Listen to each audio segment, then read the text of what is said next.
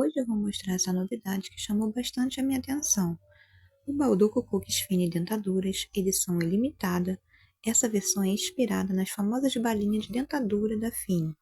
A embalagem é bem colorida e divertida, e o cookie tem sabor de morango com gotas de chocolate branco.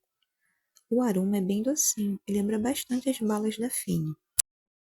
Na hora de experimentar, o cookie é macio por dentro, levemente crocante por fora, e o sabor de morango aparece bem. As gotas de chocolate branco deixam tudo ainda mais doce e equilibram o sabor. Se você gosta de experimentar lançamentos e é fã dos produtos da Fine, vale a pena provar essa edição limitada. É um cookie diferente, com uma proposta divertida e um sabor que agrada quem gosta de doces.